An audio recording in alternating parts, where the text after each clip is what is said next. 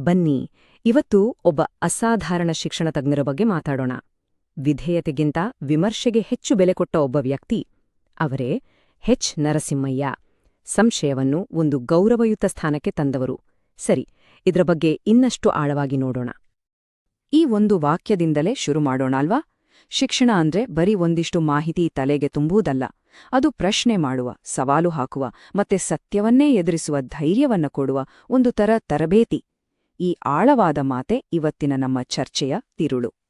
ಶಿಕ್ಷಣದ ನಿಜವಾದ ಉದ್ದೇಶವೇ ಧೈರ್ಯ ಬೆಳೆಸುವುದಾಗಿದ್ದರೆ, ನಮ್ಮ ಸುತ್ತಮುತ್ತ ಶಾಲೆ ಕಾಲೇಜುಗಳಲ್ಲಿ, ಸಮಾಜದಲ್ಲಿ ಎಲ್ಲರೂ ಹೇಳಿದ್ದನ್ನು ಕೇಳಿಕೊಂಡು ಸುಮ್ಮನಿರುವುದನ್ನೇ, ಅಂದ್ರೆ ವಿಧೇಯತೆಯನ್ನೇ ಯಾಕೆ ಅಷ್ಟೊಂದು ಪ್ರೋತ್ಸಾಹಿಸ್ತಾರೆ? ಈ ಒಂದು ಪ್ರಶ್ನೆ ನಮ್ಮ ಮುಂದಿರೋ ಒಂದು ದೊಡ್ಡ ಬಿಕ್ಕಟ್ಟನ್ನು ತೋರಿಸುತ್ತೆ, ಹೌದಲ್ವೇ? ಸರಿ, ಹಾಗಾದ್ರೆ ನಮ್ಮ ಮೊದಲನೇ ಭಾಗ ವಿಧೇಯತೆಯ ಬಿಕ್ಕಟ್ಟು. ಈ ಆಧುನಿಕ ಸಮಾಜದಲ್ಲಿನ ಬೌದ್ಧಿಕ ನಿಷ್ಕ್ರಿಯತೆಯನ್ನೋ ಸಮಸ್ಯೆ ಏನು ಅಂತ ಅರ್ಥ ಮಾಡ್ಕೊಳ್ಳಕ್ಕೆ ಪ್ರಯತ್ನಿಸೋಣ. ಇಲ್ಲಿ ನೋಡಿ, 2 ತರಹದ ಮನಸ್ಥಿತಿಗಳಿವೆ. ಒಂದು, ಬೌದ್ಧಿಕ ಪಳಗಿಸುವಿಕೆ ಅಂದ್ರೇನು? ಹೇಳಿದ್ದನ್ನು ಕೇಳಿಕೊಂಡು ಯಾವುದೇ ಪ್ರಶ್ನೆ ಮಾಡದೆ ನಿಯಮಗಳನ್ನು ಪಾಲಿಸುವುದು.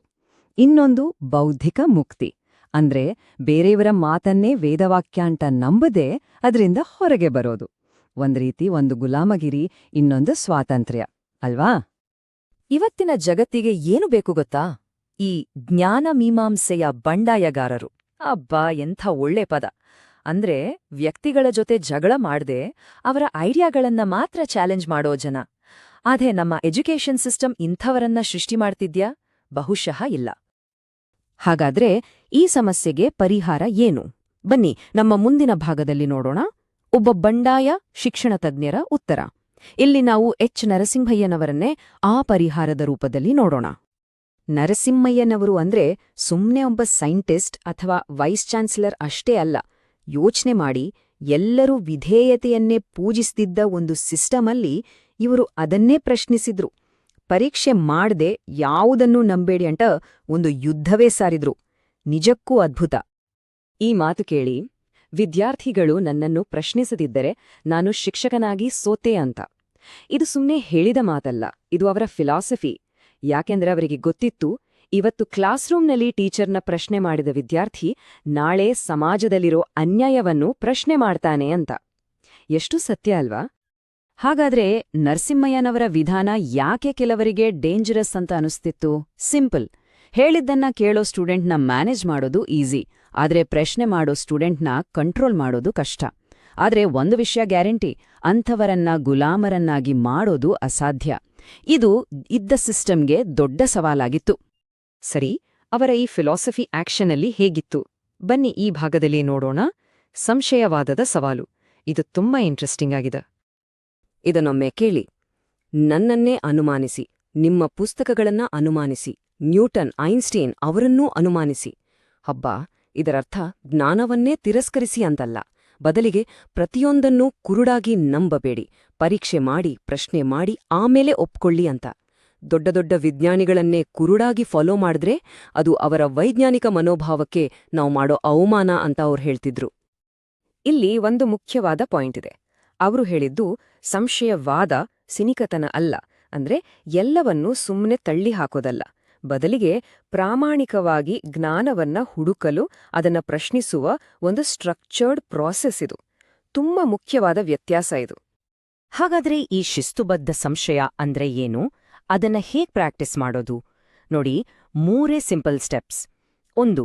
ಯಾವುದೇ ವಿಷಯವನ್ನ ಒಪ್ಕೊಳ್ಳೋ ಮುಂಚೆ ಅದರ ಹಿಂದಿರೋ ಅಸಂಪ್ಷನ್ಸ್ ಏನು ಅಂತ ಪ್ರಶ್ನೆ ಮಾಡಿ. 2. ಅದಕ್ಕೆ ಎವಿಡೆನ್ಸ್ ಇದೆಯಾ ಅಂತ ನೋಡಿ. 3. ಅದರ ಲಾಜಿಕ್ ಸರಿ ಇದೆಯಾ ಅಂತ ಟೆಸ್ಟ್ ಮಾಡಿ. ಇದನ್ನೇ ಅವರು ಕಲಿಸಿದ್ದು.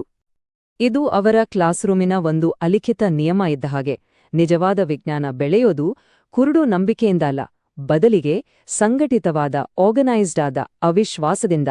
ಅಂದ್ರೆ ಪ್ರಶ್ನೆ ಮಾಡದೆ ಯಾವ ಪ್ರಗತಿಯೂ ಇಲ್ಲ. ಎಷ್ಟು ಸತ್ಯ ಅಲ್ವಾ? ಸರಿ, ಇದೆಲ್ಲ ನರಸಿಂಹಯ್ಯನವರ ಕಾಲಕ್ಕೆ ಸರಿ. ಇವತ್ತಿನ ಜಗತ್ತಿಗೆ ಇದು ಹೇಗೆ ರೆಲೆವೆಂಟ್ ನೋಡೋಣ ಬನ್ನಿ. ಇದು ತುಂಬಾ ಮುಖ್ಯ. ಅವರ ಎಜುಕೇಷನ್ನಲ್ಲಿ ಒಂದು ಅದೃಶ್ಯ ಪಠ್ಯಕ್ರಮ ಇತ್ತು.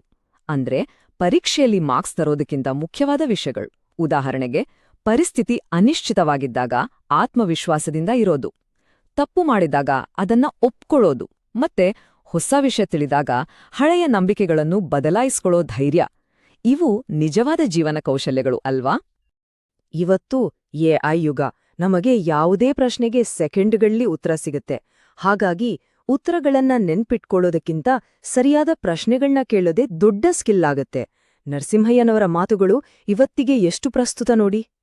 ಹಾಗಾಗಿ ವಿಮರ್ಶಾತ್ಮಕ ಚಿಂತನೆ ಅನ್ನೋದು ಇವತ್ತು ಬರೀ ಒಂದು ಅಕಾಡೆಮಿಕ್ ಸ್ಕಿಲ್ ಅಲ್ಲ, ಅದು ಒಂದು ರೀತಿ ಬೌದ್ಧಿಕ ಸ್ವರಕ್ಷಣೆ.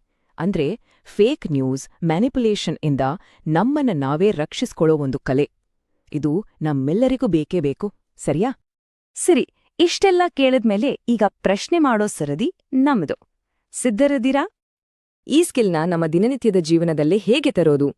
ತುಂಬಾ ಸಿಂಪಲ್. ವಾರಕ್ಕೆ ಒಂದೇ ಒಂದು ನಂಬಿಕೆ.